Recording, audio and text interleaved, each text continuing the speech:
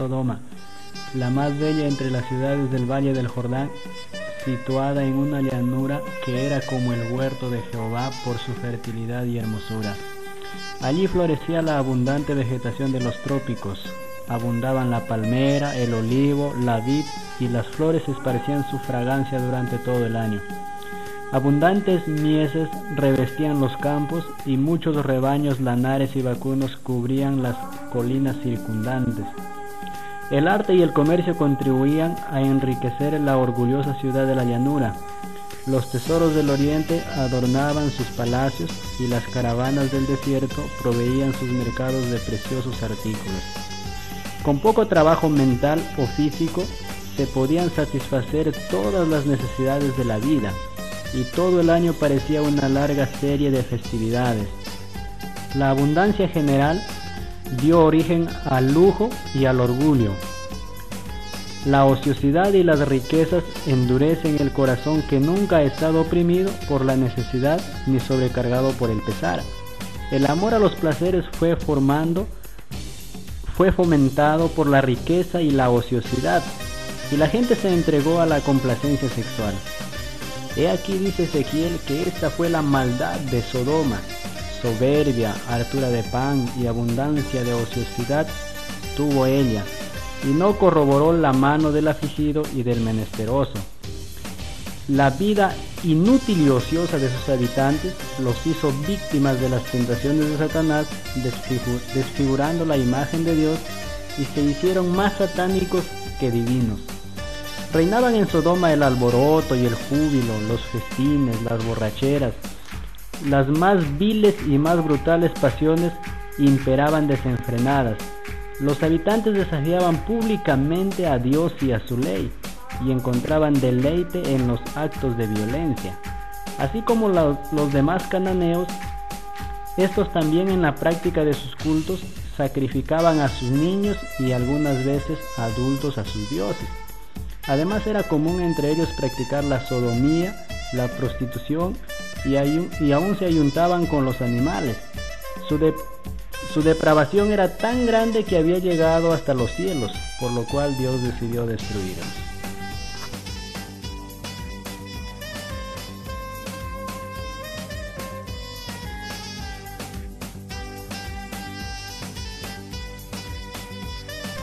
Las 5 ciudades de la Pentápolis eran tributarias de Kedorlaomer, rey de Elam, durante 12 años.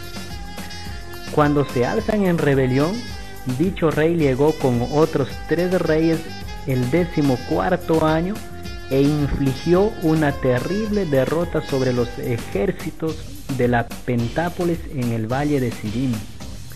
Tomando prisioneros, cabe mencionar que entre estos prisioneros también se encontró Lot con todas sus pertenencias. Después de haber tomado prisioneros, se dirigían al norte con el botín. Después de la victoria, informándose a Abraham de lo sucedido, los persiguió reuniendo 318 siervos, según registra el texto bíblico, logrando alcanzarles en Dan. Y después de ubicarse estratégicamente por la noche, atacaron, obteniendo una victoria sobre ellos. Y así los persiguieron hasta el norte de Damasco, logrando así liberar a su sobrino Lot y a los demás prisioneros. Por otro lado, cuando revisamos el registro bíblico, encontramos que el nombre del rey de Sodoma era Bera.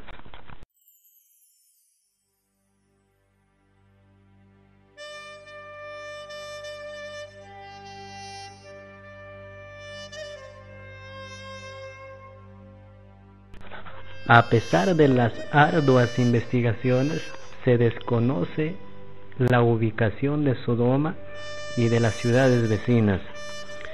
Algunos eruditos han tratado de ubicarlas al norte del Mar Muerto, y para ello esgrimen 2 argumentos.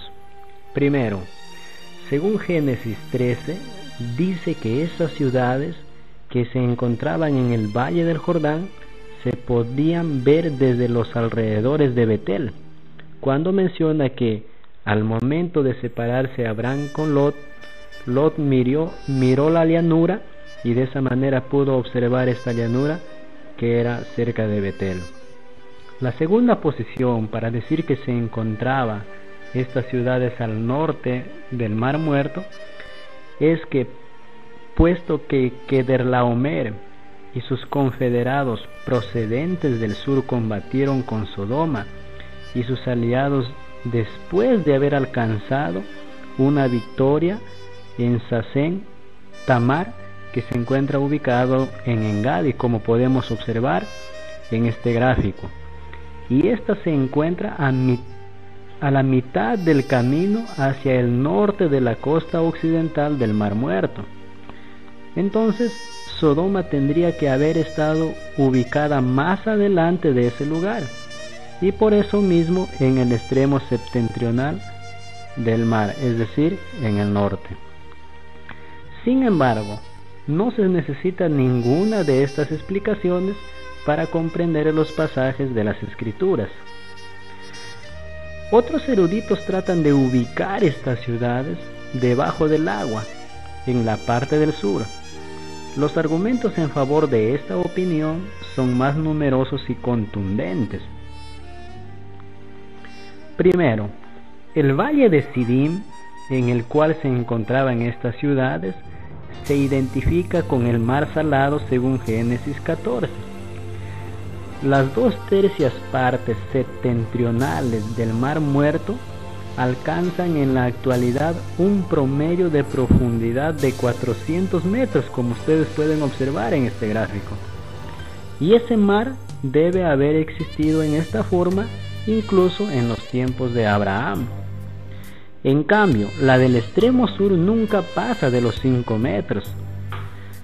Los árboles sumergidos que se encuentran allí demuestran que parte de esta zona era tierra seca y en tiempos relativamente modernos, y ciertas medidas llevadas a cabo con exactitud ponen de manifiesto que el nivel del mar se elevó en forma sostenida durante el último siglo, hasta que la tendencia se revirtió recientemente porque una gran cantidad de agua del río Jordán y sus afluentes, que antiguamente desembocaban en el Mar Muerto, se usa ahora abundantemente en proyectos de irrigación.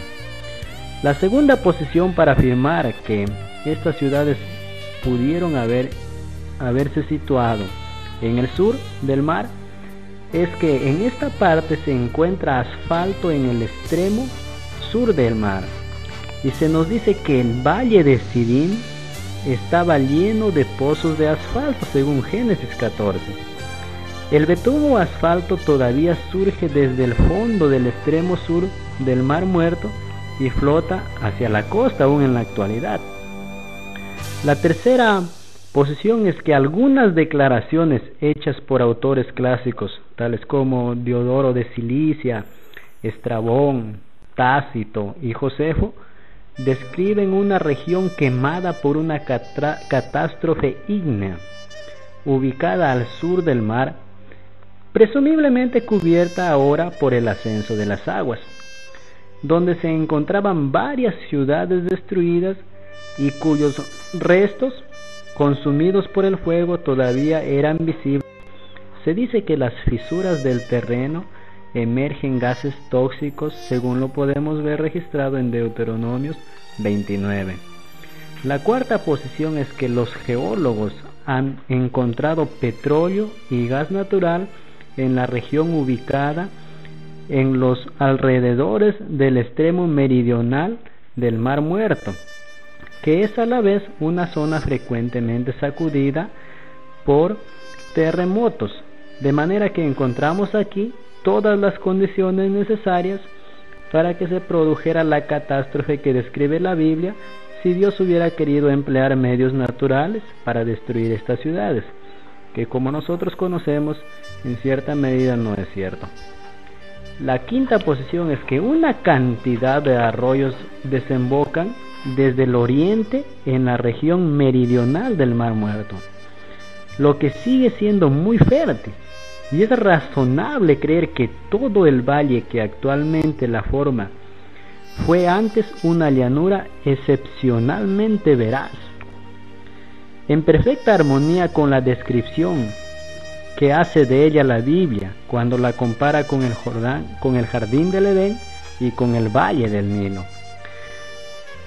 La sexta posición nos menciona una ciudad pequeña conocida en la Biblia, que es Zoar. Era una de las ciudades de la llanura, y se dice que esta ciudad está ubicada en tiempos de Cristo en el extremo meridional del Mar Muerto.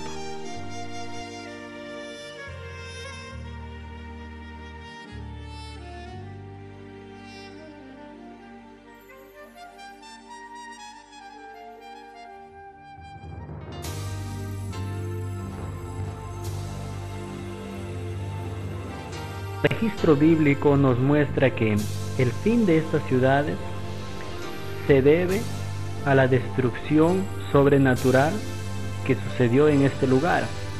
La Biblia registra que por causa de la maldad Dios decidió destruirlos, y esta destrucción fue ocasionada por fuego y azufre. Cabe también mencionar que antes de ser destruida esta ciudad, 2 ángeles visitaron esta ciudad con el propósito de salvar la vida de uno de aquellas personas que fueron fieles a Dios, que nosotros conocemos muy bien, a un patriarca llamado Lot. Sin duda, de esta manera también podemos mencionar que Dios, al enviar a sus 2 ángeles a esta ciudad, era su propósito hacerlos reconocer a estos personajes de su depravada condición moral y tal vez llamarlos de esa manera al arrepentimiento.